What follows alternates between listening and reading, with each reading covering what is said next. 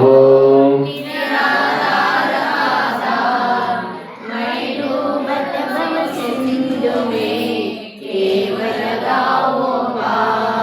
इंद्रादित गणपति तके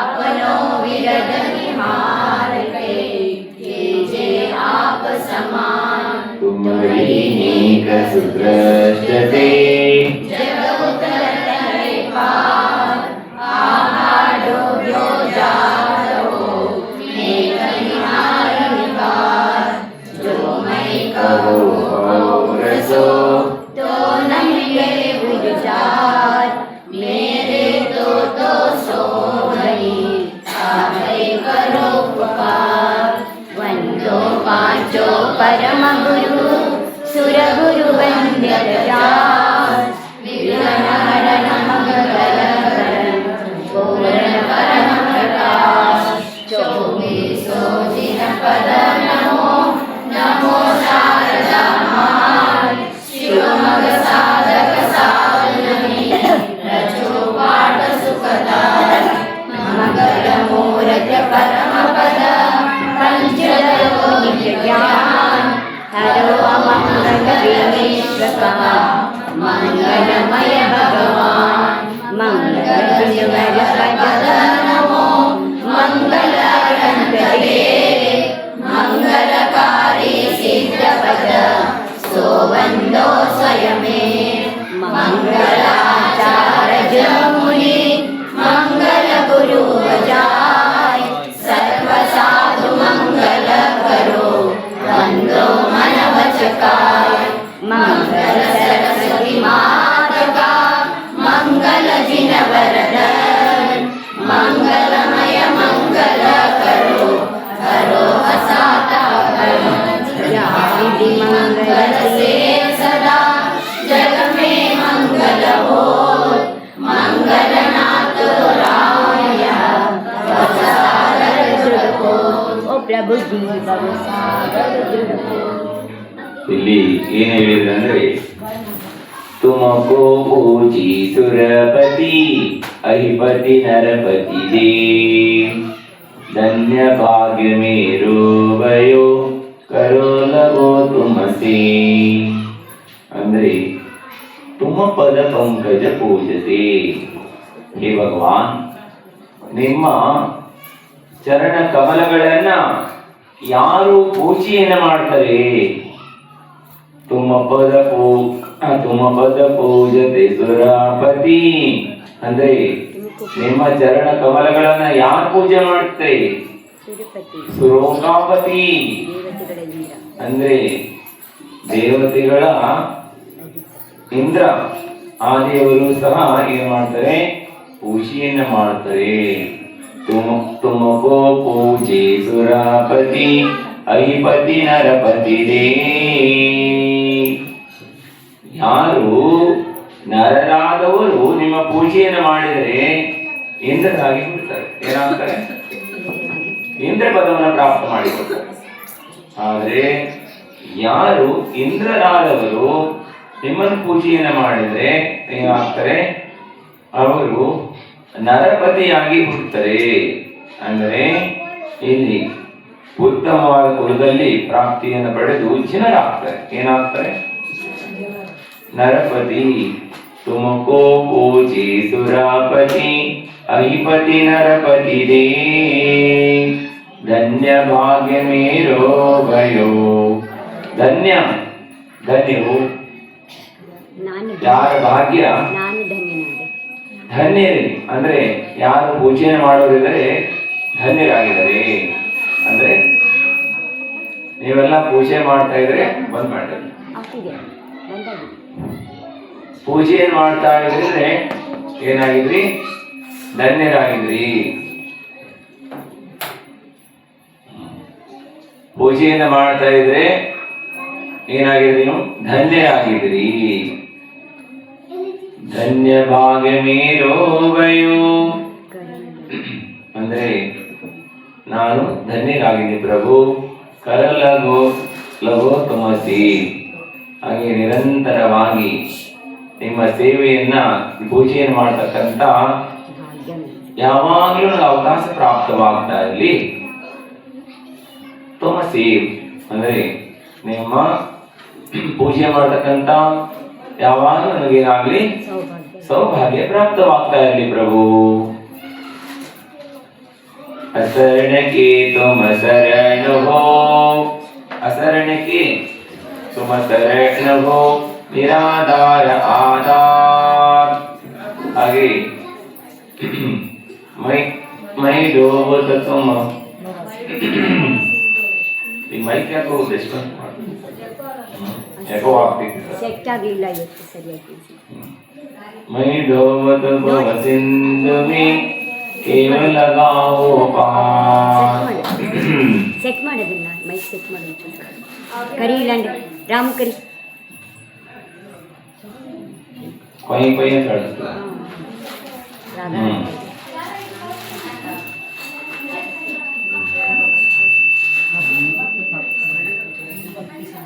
ಸಂಗೀತ ಸಂಗೀತ ಹಾಡ್ತಾ ಇದ್ದೆ. ಭವ ಸಿಂಧು ಮೇ ಕೇವಲ लगाओ पार.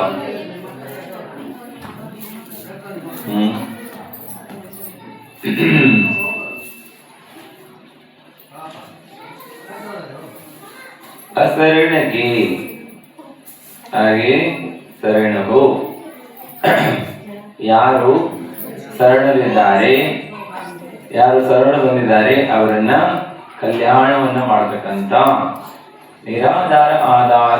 ಹಾಗೆ ಬೇರೆ ಯಾರು ಸಹ ಏನಿಲ್ಲ, ಆಧಾರಗಳಿಲ್ಲ ಪ್ರಭು.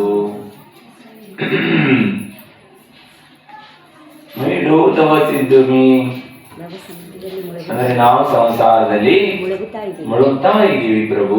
ಮೈ ಅಂದ್ರೆ ನಾನು ಏನ್ ಮಾಡ್ತಾ ಇದ್ದೀವಿ, ಸಂಸಾರದಲ್ಲಿ ಮುಳುಗುತ್ತಿದ್ದೇವೆ.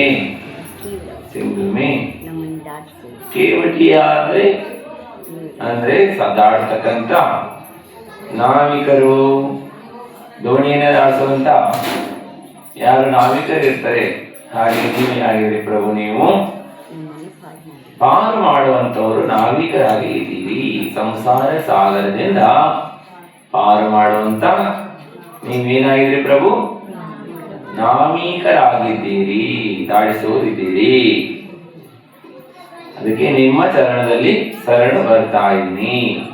ಅನ್ಯತಾ ಶರಣ ನಾಸ್ತಿ. ನೀವೊಬ್ಬರಲ್ಲದೆ ಜಗತ್ತಿನಲ್ಲಿ ಯಾರೂ ಸಹ ಶರಣ ಹೋಗಲು ಯೋಗ್ಯರಿಲ್ಲ. ನೀವೊಬ್ಬರೇ ನಮಗೆ ಶರಣ ಹೋಗುವುದಕ್ಕೆ ಯೋಗ್ಯರಾಗಿದ್ದೀರಿ ಪ್ರಭು. ಸಂಸಾರವೆನ್ನುವಂತ ಮಹಾಸಾಗರದಲ್ಲಿ ಮುಳುಗ್ತಾ ಇರುವಂತ ನಮ್ಮನ್ನ ಪಾರು ಮಾಡುವಂತವರಿದ್ದೀರಿ ನೀವು.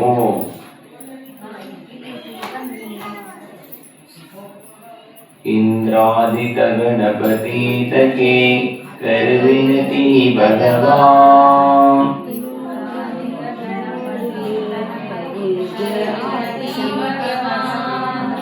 अपनो विरद निहार के कीजे आप समान.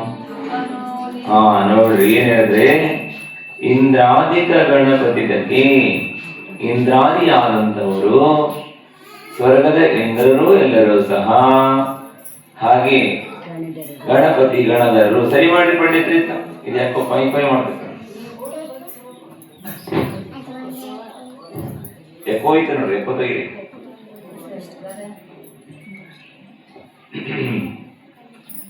ಇಂದ್ರಾದಿಕ ಗಣಪತಿ ಅಂದ್ರೆ ಇಂದ್ರ, ಸ್ವರ್ಗದ ಇಂದ್ರರು ಸಹ ದೇವತೆಗಳ ಎಲ್ಲ ಮುಖ್ಯರು ಇಂದ್ರರು.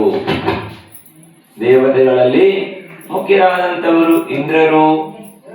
ಮತ್ತು ಗಣಪತಿ ಅಂದ್ರೆ ಗಣಧರರು. ಗಣಪತಿ ಕರ ವಿನತಿ ಭಗವಾನ್. ಎಲ್ಲರೂ ಸಹ ಏನ್ ಮಾಡ್ತಾರೆ, ವಿನಂತಿಯನ್ನ ಮಾಡ್ತಾರೆ, ಹಾಗೆ ಪೂಜೆಯನ್ನ ಮಾಡ್ತಾರೆ. ಪ್ರಭು ನಿಮ್ಮ ಶರಣು ಬರ್ತಾರೆ.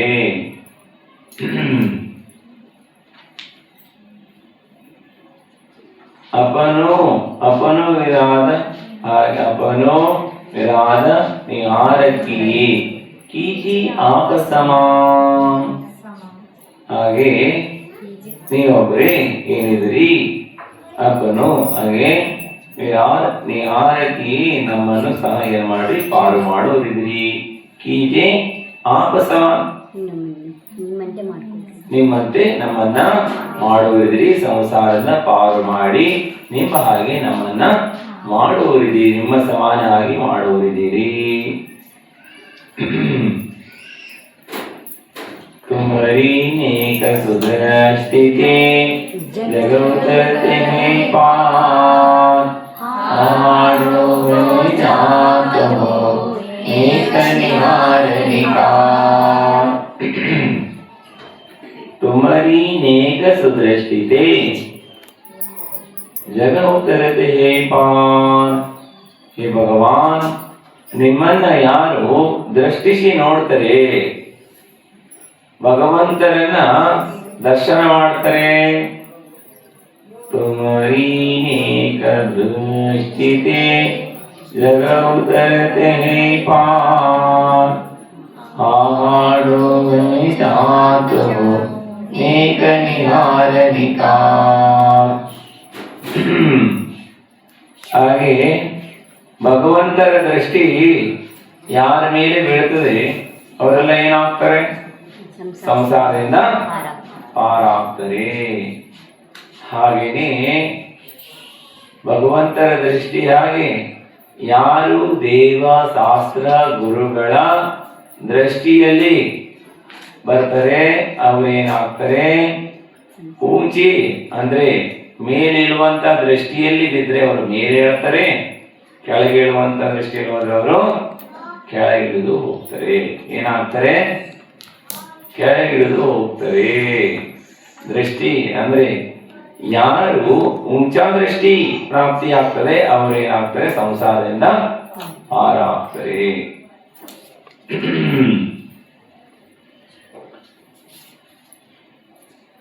ಅನೇಕ ನಿಹಾರ ಸಂಸಾರದಿಂದ ಪಾರಾಗುತ್ತಾರೆ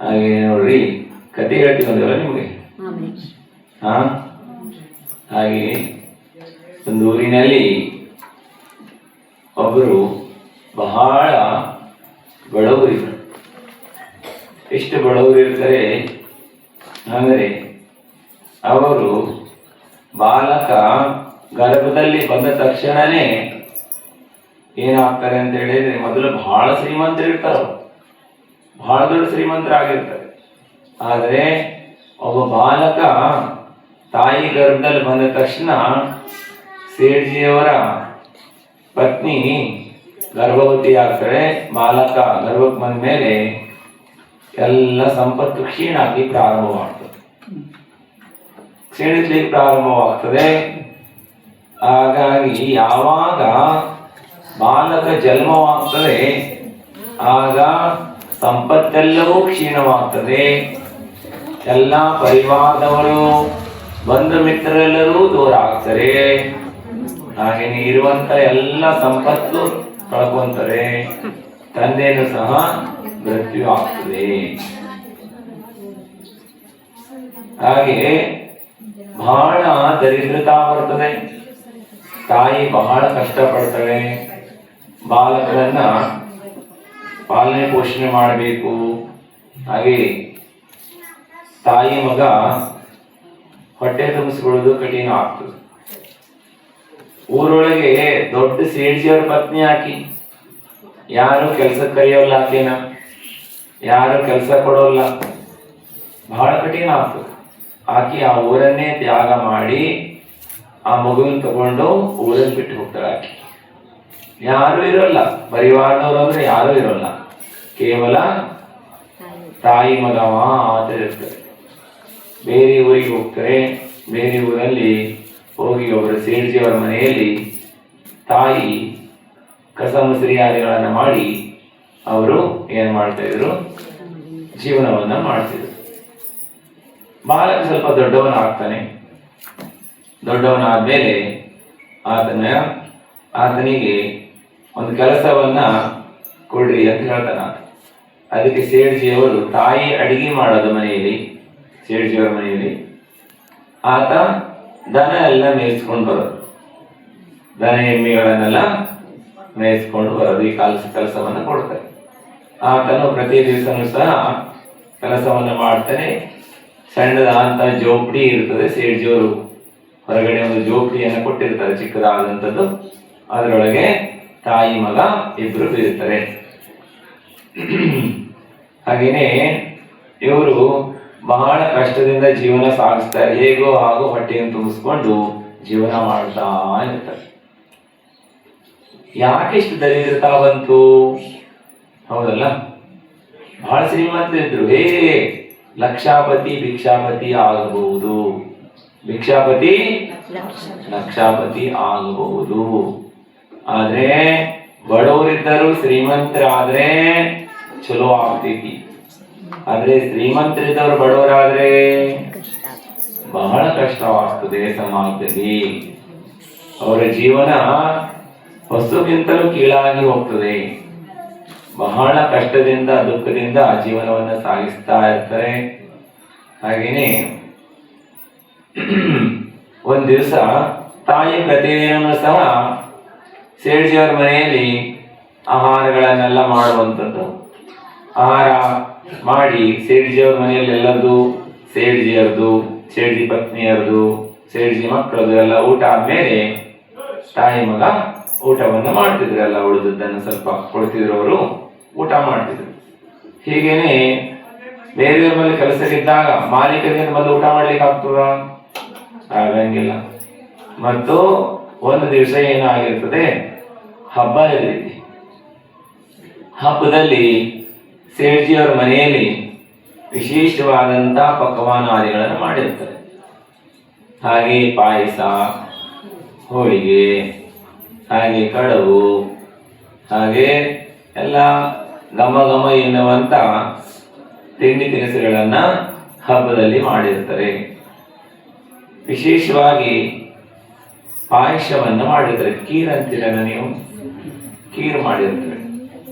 ಖೀರನ್ನ ಬಹಳ ಬೆಳಗಾವ್ ಕಡೆಗೆಲ್ಲ, ನಿಮ್ ಕಡೆ ಗೊತ್ತಿಲ್ಲ, ಹುಗ್ಗಿ ಊಟ ಅಂದ್ರೆ ಮಸ್ತ್ ಊಟ ಅಂತ. ಹುಗ್ಗಿ ಊಟ ಅಂದ್ರೆ ಮಸ್ತ್ ಊಟ. ಹುಗ್ಗಿ ಅಂದ್ರೆ ಹುಗ್ಗಿ ಊಟ ಮಾಡಿದ್ರೆ ಅಂದ್ರೆ ಊರಿಗೆಲ್ಲ ಹುಗ್ಗಿ ಊಟ ಹಾಕದ ಅಂತ ಹೇಳಿದ್ರೆ ದೊಡ್ಡ ಊಟ ಕೊಟ್ಟರು ಅಂತ ಅರ್ಥ. ಆ ಕಡೆ ಹುಗ್ಗಿಯನ್ನ ಬಹಳ ವಿಶೇಷವಾಗಿ ಮಾಡ್ತಾರೆ. ಆ ಕಡೆಗೆ ಹುಗ್ಗಿಯನ್ನ ಅವರು ಅಂದ್ರೆ ಹುಗ್ಗಿ ಮಾಡು ಗೋಧಿಯನ್ನೇ ಬಳಕೆಯನ್ನ ಮಾಡ್ತಾರೆ. ಎಲ್ಲ ಗೋಧಿಯಿಂದ ಮಾಡೋಲ್ಲ ಅವರು. ಮತ್ತು ಅದರಲ್ಲಿ ಹಾಲನ್ನೇ ಹಾಕ್ತಾರೆ. ಏನ್ ಹಾಕ್ತಾರೆ? ಹಾಲು ಹಾಕ್ತಾರೆ, ನೀರು ಹಾಕಂಗಿಲ್ಲ. ಮತ್ತು ಹಾಲಿನ ಕೋವ ಅಂತ ಬರ್ತಿದೆ, ಹಾಲಿನ ಕೋವ ಹಾಕ್ತಾರೆ ಬಹಳಷ್ಟು. ಇನ್ನು ಅದರಲ್ಲಿ ಎಲ್ಲ ವಿಶೇಷವಾದಂತ ಡ್ರೈ ಫ್ರೂಟ್ಸ್ ಗಳನ್ನು ಹಾಕ್ತಾರೆ. ಮತ್ತೆಲ್ಲ ಬಹಳ ಘಮ ಘಮ ಅನ್ನುವಂತ ಅದರಲ್ಲಿ ಪರಿಮಳ ಬರ್ತದೆ. ಮತ್ತು ಹುಗ್ಗಿಯನ್ನ ಮಾಡಿದ್ರೆ ಓಣಿಯಲ್ಲೆಲ್ಲ ಗೊತ್ತಾಗ್ತದೆ ಇಲ್ಲಿ ಹುಗ್ಗಿ ತಯಾರಾಯಿತು ಅಂತ. ಹಾಗೆ ಆ ಹುಗ್ಗಿಯನ್ನ ಬಾಯಲ್ಲಿ ಊಟಕ್ಕೆ ಹಾಕೊಂಡ್ರೆ ಆ ಕಡೆಯವರೆಲ್ಲ ಅಲ್ಲಿ ಕೇಳಿ ಕತೆ ಹೇಳ್ತಾ ಇದ್ದೆ ಹೊಂಟ್ರೇನ. ಹಾ,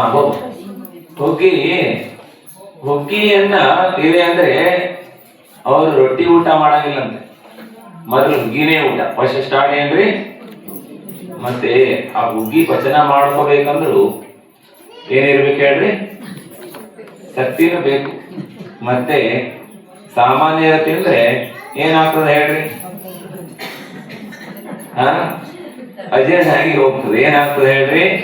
ಅದನ್ನು ಪಾಚನ ಮಾಡ್ಕೊಳ್ಳೋಕ್ಕೂ ಸಹ ಶಕ್ತಿಯನ್ನು ಬೇಕು. ಅದು ಬಹಳ ಗರಿಷ್ಠವಾಗಿರ್ತದೆ. ಯಾಕೆ ಅಂತ ಹೇಳಿದ್ರೆ ಅದಕ್ಕೆ ಹಾಲನ್ನು ಹಾಕ್ತಾರೆ ಅವರು. ಆ ಹಾಲು ಒಂದು ತೊಟ್ಟು ನೀರು ಬೆರೆಸಿರುವಂತ ಹಾಲು, ಎಮ್ಮೆ ಹಾಲನ್ನು ಹಾಕ್ತಾರೆ. ಬಹಳ ಗಟ್ಟಿಯಾಗಿರ್ತದೆ. ಇನ್ನು ಕವನು ಸಹ ಎಮ್ಮೆ ಹಾಲಿಂದ ಹಾಕ್ತಾರೆ. ಬಹಳ ಹಾಕ್ತಾರೆ. ಅವರು ಪ್ರಮಾಣ ದೇವರು. 1 ಕಿಲೋಗೆ ಇಂತಿಷ್ಟು ಹಾಕಬೇಕು ಅಂತ ಅವರು ಎಷ್ಟೋ ಕಿಲೋ ಗಟ್ಟಲೆ ಅದರಲ್ಲಿ ಸುರಿತಾರೆ. ಇದು ಬಹಳ ಗರಿಷ್ಠವಾಗಿರುತ್ತದೆ. ಕೋವ ನೀವು ತಿಂದ್ರೆ ಪಚನ ಮಾಡ್ಕೊಳ್ಳಕ್ ಆಗಂಗಿಲ್ಲ. ಯಾರು ಶಕ್ತಿ ಇರ್ತದೆ ಅವರು ಮಾತ್ರ ಪಾಚನವನ್ನು ಮಾಡ್ಕೊಂತಾರೆ.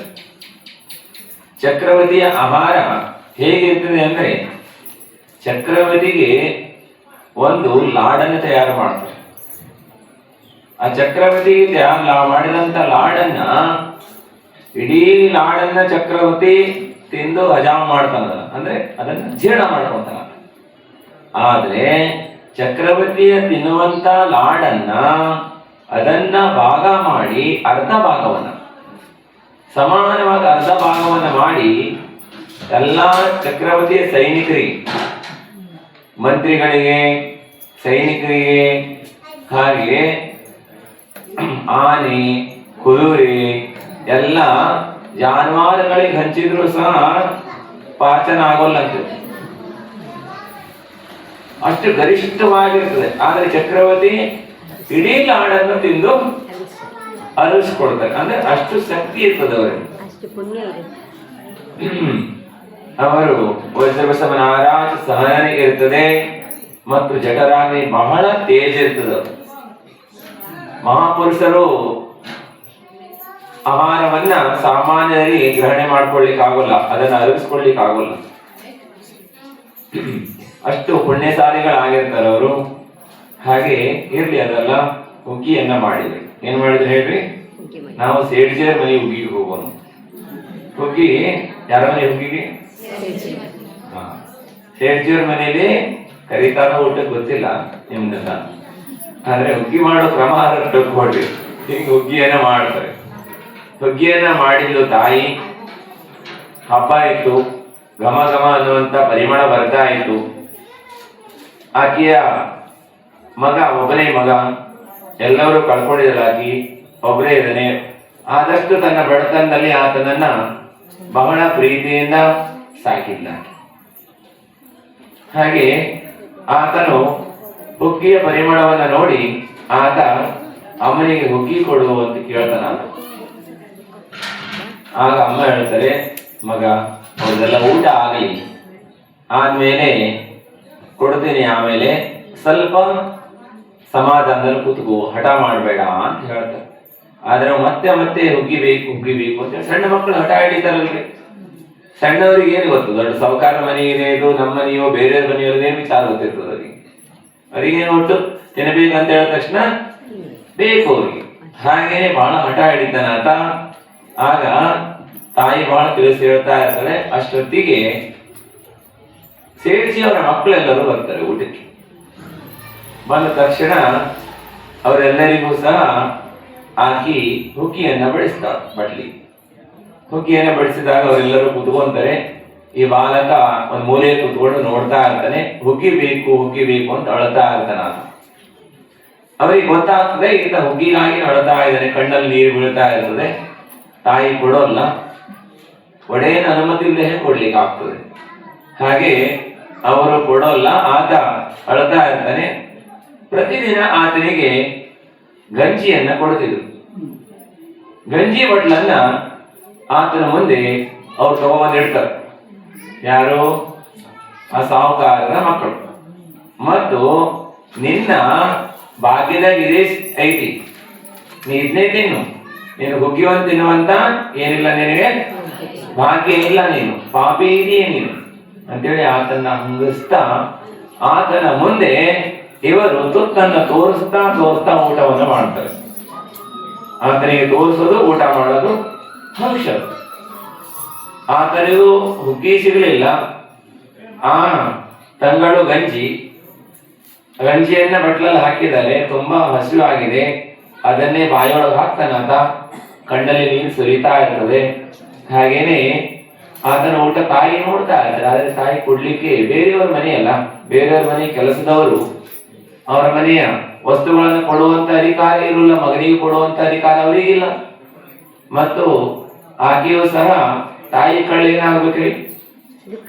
ನಿಮ್ ಮಗನಿಗೆ ಏನಾದ್ರು ಹಂಗಾದ್ರೆ ನಿಮ್ಮ ಮಕ್ಕಳಿಗೆ ನಿಮ್ಗೆ ಹೆಂಗ ಅನಿಸ್ತದ?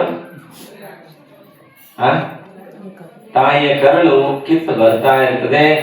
ಬಹಳ ದುಃಖಿಯಾಗಿರ್ತಾಳೆ ತಾಯಿ. ಆದ್ರೆ ಏನು ಮಾಡ್ಲಿಕ್ಕೆ ಆಗೋಲ್ಲ. ಹಾಗೆ ಅವರೆಲ್ಲ ಊಟವನ್ನು ಮಾಡಿ ಹಾಗೆ ಅವರು ಏನ್ ಮಾಡ್ತಾರೆ, ಆತನ ಮುಂದೆ ಹಂಗಿಸಿ ಆತನಿಗೆ ಬಹಳ ದುಃಖಿಯನ್ನು ಮಾಡ್ತಾರೆ. ಮತ್ತು ಇವರೆಲ್ಲ ಹಂಗಿಸಿ ಏನ್ ಮಾಡ್ತಾರೆ, ಊಟ ಮಾಡ್ಕೊಂಡು ಹೋಗ್ತಾರೆ. ಅಷ್ಟೊತ್ತಿಗೆ ಸೇಡ್ಜಿ ಅವರು ಬರ್ತಾರೆ. ಸೇಡ್ಜಿ ಅವರು ಬಂದ ತಕ್ಷಣ ಹಂಗಸೋದಷ್ಟಲ್ಲ, ಆತನ ಇವ್ರ ಹತ್ರ ಬಂದಾಗ ನೂಕಿ ನೂಕಿ ಆತನ ತಳ್ಳಿ ಹಾಕ್ತಾರೆ ಆಕೆ. ಆಗ ಬಹಳ ದುಃಖಿ ಆಗಿರ್ತಾನೆ ಆತ.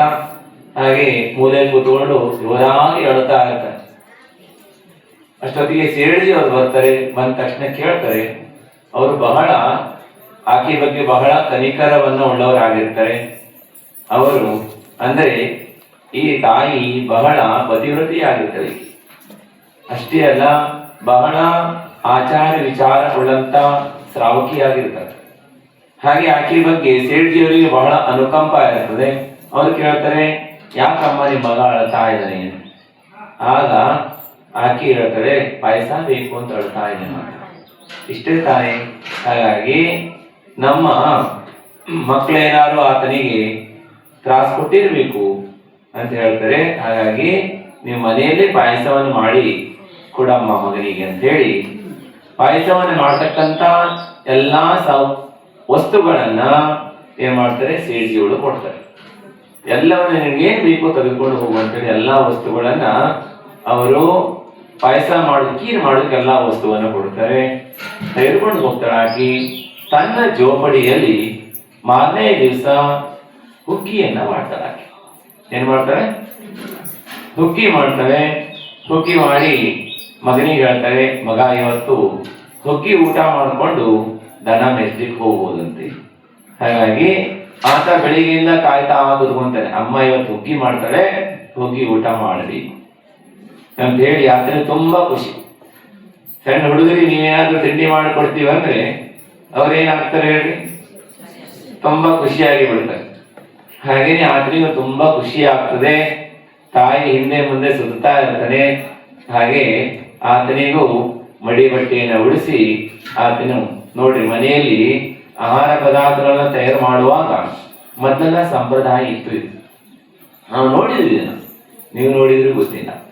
ಯಾಕಂತ ಹೇಳಿದ್ರೆ ಹಿಂದೆಲ್ಲ ಎಲ್ಲ ಸಂಪ್ರದಾಯವಂತ ಮನೆಯಲ್ಲಿ ಅಡಿಗೆ ಮಾಡುವಾಗ ಆಹಾರ ಪದಾರ್ಥಗಳನ್ನ ತಯಾರು ಮಾಡುವ ಅಡಿಗೆ ಮನೆಗೆ ಹೋಗ್ಬೇಕಂದ್ರೆ ಅವರು ಜಳಕ ಮಾಡಿ ಒಂದು ಮಡಿ ಬಟ್ಟೆ ಅಂತ ಇರ್ತಿತ್ತು. ಅಡಿಗೆ ಮನೆಗೆ ಹೋಗ್ಲಿಕ್ಕೆ, ಅಡಿಗೆ ಮಾಡ್ಲಿಕ್ಕೆ ಮತ್ತು ಅಡಿಗೆಯನ್ನ ಬಡಿಸ್ಲಿಕ್ಕೆ ಆ ಮಡಿಯನ್ನು ಹಾಕೊಂಡು ಹೋಗ್ತಿದ್ರು. ಮತ್ತು ಬೇರೆಯವರಿಗೆಲ್ಲ ಬರ್ಲಿಕ್ಕೆ ಕೊಡ್ತಾ ಇರ್ಲಿಲ್ಲ. ಅಲ್ಲಿ ವಸ್ತುಗಳನ್ನ ಮುಟ್ಟಕ್ಕೆ ಕೊಡ್ತಾ ಇರಲಿಲ್ಲ. ಮಡಿ ಇಲ್ಲ ಅಂತ ಹೇಳಿದ್ರೆ ಬೇರೆ ವಸ್ತುಗಳು ಬಂದ್ರೆ ಮುಟ್ಲಿಕ್ಕೆ ಬಿಡ್ತಾ ಇರ್ಲಿಲ್ಲ ಅವರು. ಹಾಗೇನೆ ಹಿಂದಿನವರೆಲ್ಲ ಏನ್ ಮಾಡ್ತಿದ್ರು, ಅವರು ಪಾಲನೆಯನ್ನ ಮಾಡ್ತಿದ್ರು ಎಲ್ಲ.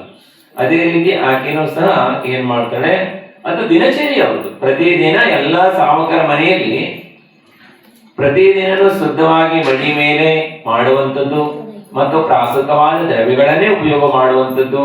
ನೀರನ್ನ ಸೋಸಿ ಜೀವಾಣಿಯನ್ನು ಬಿಟ್ಟು ತಂದು ಅದನ್ನ ಶುದ್ಧವಾದಂತ ದ್ರವ್ಯಗಳನ್ನೇ ಬಳಸುವಂಥದ್ದು. ಇದು ಹಿಂದಿನ ಶ್ರಾವಕರ ಪ್ರತಿದಿನದ ಸಂಪ್ರದಾಯ. ಪ್ರತಿದಿನನೂ ಮಾಡ್ತಿದ್ರು. ಆಕೆನೂ ಸಹ ಏನ್ ಮಾಡ್ತಾಳೆ, ಶುದ್ಧವಾಗಿ ಮಡಿ ಉಟ್ಕೊಂಡು ಎಲ್ಲ ಪ್ರಾಸುಕ ದ್ರವ್ಯಗಳನ್ನು ತಗೊಂಡು ಮಗನಿಗೂ ಸಹ ಮಡಿಯನ್ನು ಹಾಕ್ತಾಳೆ. ಆತ ಮಡಿ ಹಾಕೊಂಡು ಕುತ್ಕೊಂಡಿರ್ತಾನೆ. ಅಲ್ಲಿ ಎಲ್ಲ ಹುಗ್ಗಿ ತಯಾರಾಗ್ತದೆ. ಹುಗ್ಗಿ ತಯಾರಾಗ್ತಿದ್ದಾಗಲೇ ಅಮ್ಮನಿಗೆ ಬಟ್ಲಿ ಇಟ್ಕೊಂಡು ಬಟ್ಲಿಗೆ ಹಾಕುವಂತ ಕುತ್ಕೊಂತಾನ. ಆಗ ತಾಯಿ ಹೇಳ್ತಾಳೆ, ಮಗನೇ, ಬಹು ದಿನಗಳ ನಂತರ ಇಂಥ ಹುಗ್ಗಿಯನ್ನ ಮಾಡ್ತಾ ಇದ್ದೀನಿ ನಾವು. ಹಿಂದೆ ಶ್ರೀಮಂತರಾಗಿದ್ದಾಗ ಇಂಥ ಹುಗ್ಗಿಯನ್ನ ಬಹಳ ಸಲ ಮಾಡಿದ್ದೆ ನಾನು, ಬಹಳ ಜನರಿಗೆ ಉಣಬಡಿಸಿದ್ದೆ. ಆದ್ರೆ ನಾ ಈ ಬಡತನ ಬಂದ ಮೇಲೆ, ನಿನ್ನ ಜನ್ಮ ಆದ್ಮೇಲೆ ಇಂಥ ಹುಗ್ಗಿಯನ್ನ ನಾನು ಮಾಡೇ ಇಲ್ಲ. ಇನ್ನು ನಮ್ಮ ಮನೆಯಲ್ಲಿ ಬೇರೆಯವ್ರ ಮನೆಯಲ್ಲಿ ಮಾಡಿದ್ದೆ, ಆದ್ರೆ ಕುಡಿಸಿನಲ್ಲಿ ನಾ ಏನ್ ಮಾಡಿಲ್ಲ, ಎಂದು ಸಹ ಮಾಡಿಲ್ಲ. ಹಾಗೆ ಪ್ರಪ್ರಥಮವಾಗಿ ಮೊದಲನೇ ಸಲ ನಾನು ಮನೆಯಲ್ಲಿ ಹುಗ್ಗಿ ಮಾಡಿದೆ ನಾನು. ಹಾಗೆ ಹುಗ್ಗಿಯನ್ನ ನಮಗಾಗಿ ಮಾಡಿಕೊಂಡಿದ್ದೇವೆ. ಆದ್ರೆ ಅತಿಥಿಗಳಿಗೆ ಕೊಡದೇನೆ ಏನ್ ಮಾಡಬಾರ್ದು, ಗ್ರಹಣಿಯನ್ನು ಮಾಡಬಾರ್ದು ಮಗನೇ. ಅತಿಥಿಗಳಿಗೆ ದಾನವನ್ನ ಹಿಂದೆ ಮಾಡಿಲ್ಲ ಅಂತ ಕಾಣ್ತದೆ. ಅದಕ್ಕೆ ನಿಂತ ದರಿದ್ರತಾ ಪ್ರಾಪ್ತವಾಗಿದೆ ಮಗನೇ. ಅದಕ್ಕಾಗಿ ಅತಿಥಿಗಳಿಗೆ ದಾನವನ್ನು ಮಾಡಬೇಕು. ದಾನದಿಂದಲೇ ಭೋಗ ಪ್ರಾಪ್ತವಾಗ್ತದೆ. ದಾನದಿಂದಲೇ ಎಲ್ಲಾ ಪ್ರಕಾರದ ಭೋಗಗಳು ಪ್ರಾಪ್ತವಾಗ್ತವೆ ಎಲ್ಲ ತಿಳಿಸಿ ಹೇಳ್ತಾರೆ ಆತ್ಮಿಗೆ. ಹಾಗಾಗಿ ಯಾರಾದ್ರೂ ಅತಿಥಿಗಳು ಸಿಗ್ತಾರೋ ನೋಡೋನು, ಅತಿಥಿಗಳಿಗೆ ಕೊಟ್ಟು ನಾವು ಸೇವನೆಯನ್ನು ಮಾಡೋನು ಮಗನಿಗೆ ಅಂತ ಹೇಳ್ತಾರೆ. ಆಗ ಆತ ಬಹಳ ಸಣ್ಣ ಬಾಲಕನಿದ್ರು ಸಹ ತಾಯಿ ಮಾತನ್ನ ಕೇಳ್ತಿದ್ದ. ಮತ್ತ ಹಾಗಾದ್ರೆ ಅತಿಥಿಗಳನ್ನ ಯಾರು ಬರ್ತಾರೆ ಹಾಗೆ ಕಾಯ್ತಾ ಇರು ಮಗ. ಹಾಗಾಗಿ ಮನೆ ಬಾಗಿಲಲ್ಲಿ ನೀನು ಕಾಯ್ತಾ ನಿಂತು, ನೀರು ಸ್ವಲ್ಪ ಕಡಿಮೆಯಾಗಿದೆ ಮತ್ತು ಸ್ವಲ್ಪ ಕೆಳಗಡೆ ನಾನು ತೋಟದಲ್ಲಿ ಹೋಗಿ ಬಾವಿಯಿಂದ ಒಂದು ಬಿಂದಿಗೆ ನೀರನ್ನ ತೆಗೆದುಕೊಂಡು ಬರ್ತೀನಿ, ಅಲ್ಲಿ ತನಕ ಕಾಯ್ತಾ ಇರು ಮತ್ತು ನೋಡೋನು. ಇಬ್ರು ಸೇರಿ ಪ್ರತೀಕ್ಷೆಯನ್ನ ಮಾಡಿ ಯಾರಾದ್ರೂ ನಮ್ಮ ಭಾಗ್ಯದಲ್ಲಿ ಇವತ್ತು ಅತಿಥಿಗಳು ಸಿಕ್ಕಿದ್ರೆ ಕೊಟ್ಟು ಏನ್ ಮಾಡೋನು, ಗ್ರಹಣಿಯನ್ನ ಮಾಡೋನು. ಯಾರಾದ್ರೂ ನಾವು ನೀರು ತಗೊಂಡು ಬರೋದ್ರೊಳಗಾಗಿ ಯಾರಾದ್ರೂ ಬಂದ್ರೆ ಅತಿಥಿಗಳನ್ನ ತಡೆದು ನಿಲ್ಲಿಸು, ನೀನು ಮುಂದೆ ಬಿಡಬೇಡ ಮಗನೇ, ಮತ್ತೆ ನಾನು ಬರ್ತೀನಿ ಅಂತ ಹೇಳಿ ಹೋಗ್ತಾಳೆ ತಾಯಿ. ಬಿಂದಿಗೆ ತಗೊಂಡು ನೀರು ತರಲಿಕ್ಕೆ ತೋಟದಲ್ಲಿ ಕೆರೆಗೆ ಹೋಗ್ತಾಳೆ ಆಕಿ. ಈತ ಗುಡಿಸಿಲಿನ ಮುಂಭಾಗದಲ್ಲಿ ನಿಂತ್ಕೊಳ್ತಾನ. ಮಡಿ ಉಟ್ಕೊಂಡಿದ್ದಾತ ಮೊದಲೇನೆ ನಿಂತ್ಕೊಂಡಿರ್ತಾನೆ. ಅಷ್ಟೊತ್ತಿಗೆ ನೋಡ್ರಿ ಭಾಗ್ಯದ ಉದಯ ಹೇಗೆ ಅಂದ್ರೆ, ಅವರ ಮನೆಯ ಮುಂಭಾಗದಲ್ಲಿ ಒಬ್ಬರು ಅತಿಥಿಗಳು ಬರ್ತಾರೆ. ಅವರು ಬಹಳ ತಪಸ್ವಿಗಳಿರ್ತಾರೆ, ಮಾಸೋಪವಾಸಿಗಳಿರ್ತಾರೆ. ಒಂದು ಮಾಸವನ್ನ ಕಳೆದ ಮೇಲೆ ಆಹಾರಕ್ಕೆ ಹೇಳ್ತಿದ್ರು. ಕಾರಣದಿಂದ ಅವತ್ತಿನ ಭಾಗ್ಯ ಆಕೆ ಮನೆಯ ಮುಂಭಾಗದಲ್ಲಿ ಅವರು ಏನ್ ಮಾಡ್ತಾರೆ, ಎಲ್ಲರ ಮನೆಯ ದ್ವಾರ ಪ್ರತೀಕ್ಷಾ ಮಾಡ್ತಾ ಮಾಡ್ತಾ ಅವರ ಮನೆಯ ಮುಂಭಾಗದಲ್ಲಿ ಬರ್ತಾರೆ. ಬಂದ ತಕ್ಷಣ ಅಲ್ಲಿ ಮುನಿಗಳು ಬಂದದ ನೋಡಿ ಆತ ಏನು ಮಾಡ್ತಾನೆ, ಅವರ ಎರಡೂ ಕಾಲುಗಳನ್ನ ಹೋಗಿ ನಮಸ್ತು ಮಾಡ್ತಾನೆ ಮತ್ತು ಮಹಾರಾಜರಿಗೆ ಹೇಳ್ತಾನೆ, ಮಹಾರಾಜ್ರೆ ನಿಂತ್ಕೊಳ್ರಿ, ಮಹಾರಾಜ್ರೆ ನಿಂತ್ಕೊಳ್ರಿ, ಮಹಾರಾಜ್ರೆ ಅಂತ ಹೇಳ್ತಾನೆ. ಹಾಗೆ ಮಹಾರಾಜರು ಹೊಂಟಿದ್ರು, ಮುಂದೆ ಹೋಗ್ತಾ ಇರ್ತಾರೆ. ಅವಾಗ ಏನ್ ಮಾಡ್ತಾನೆ, ಎರಡೂ ಕಾಲ ಗಟ್ಟಿಯಾಗಿ ಹಿಡ್ಕೊಂತಾನ. ಗಟ್ಟಿಯಾಗಿ ಹಿಡ್ಕೊಂಡು ಹಾಗೆ ಅಮ್ಮ ಬಂದ್ರೆ ಯಾರೇ ಬಂದ್ರು ಮುಂದೆ ಬಿಡಬೇಡಿ ಅಂತ ಹೇಳಿದ್ದಾರೆ. ಅಮ್ಮ ಹೇಳಿದ್ದಾರೆ, ನಾನು ಬಿಡಂಗೇ ಇಲ್ಲ ನಿಮ್ಮನೆ ಮುಂದೆ ಅಂತ ಹೇಳಿ ಎರಡೂ ಕಾಲು ಹಿಡಿದು ಆತ ಏನ್ ಮಾಡ್ತಾನೆ, ಹಿಡಿದು ನಿಲ್ಲಿಸ್ತಾನೆ. ಹಾಗೆ ಮಹಾರಾಜರು ಮೌನವಾಗಿರ್ತಾರೆ. ಅಂಜಲಿ ಹಿಡ್ಕೊಂಡಿದ್ರು, ಬಿಡು ಅಂತ ಹೇಳಂಗಿಲ್ಲ, ನೀವು ಸನ್ನೆ ಮಾಡ್ರಿ, ಬಿಡಂಗಿಲ್ಲ. ಹಾಗೆ ಮಹಾರಾಜರು ನಿಂತ್ಕೊಂತಾರೆ ಅಲ್ಲೇ, ಎರಡು ಕಾಲು ಹಿಡ್ಕೊಬಿಟ್ಟಾನೆ, ಬಿಡದೇ ಇಲ್ಲ, ಒಂದು ಆಗಂಗಿಲ್ಲ. ಹಾಗೇನೆ ಮಹಾರಾಜರು ನಿಂತ್ಕೊಂತಾರೆ. ಮತ್ತೆ ಅವರು ಅವಧಿ ಜ್ಞಾನ ಸಂಪನ್ನರಾಗಿರ್ತಾರೆ. ಮುನಿ ಮಹಾರಾಜರು ನೋಡ್ತಾರೆ, ಈ ಜೀವ ಭವ್ಯ ಜೀವಿದೆ, ಏನಿದು ಭವ್ಯ ಜೀವಿದೆ. ಹಾಗೆ ಭಾವನ ಉತ್ಕೃಷ್ಟವಾಗಿ ತಿಳ್ಕೊಂತಾರೆ. ಮಹಾರಾಜರು ನಿಂತ್ಕೊಂಡಿರ್ತಾರೆ. ಅಷ್ಟೊತ್ತಿಗೆ ತಾಯಿ ಆ ಕಡೆಯಿಂದ ನೀರು ತಗೊಂಡು ಬರ್ತಾರೆ, ಬಿಂದಿಗೆ ತುಂಬಿ ನೀರು ತಗೊಂಡು ಬರ್ತಾರೆ. ನೋಡಿದ ತಕ್ಷಣ, ಮುನಿಗಳನ್ನ ನೋಡಿದ ತಕ್ಷಣ ಅವರು ಬೇಗ ಬಂದು ಮುನಿಗಳನ್ನ ಪ್ರಧಾನವನ್ನು ಮಾಡ್ತಾರೆ. ತಾಯಿ ಮಗ ಸೇರಿ ಮುನಿಗಳನ್ನ ಪ್ರಧಾನ ಮಾಡಿ ಮನೆಯೊಳಗೆ ಬಹಳ ವಿನಯದಿಂದ ಕರ್ಕೊಂಡು ಹೋಗ್ತಾರೆ. ಉಚ್ಚಾಸನ ಮೇಲೆ ವಿರಾಜಮಾನ ಮಾಡಿಸ್ತಾರೆ. ಹಾಗೆ ಪಾದ ಪ್ರಕ್ಷಾಲನೆಯನ್ನು ಮಾಡ್ತಾರೆ ಮತ್ತು ಅಷ್ಟ ದ್ರವ್ಯದಿಂದ ಪೂಜೆಯನ್ನು ಮಾಡ್ತಾರೆ. ಅವರ ಚರಣೋದಕವನ್ನ ತಲೆಗೆ ಹಾಕೊಂತಾರೆ ತಾಯಿ ಮಗ.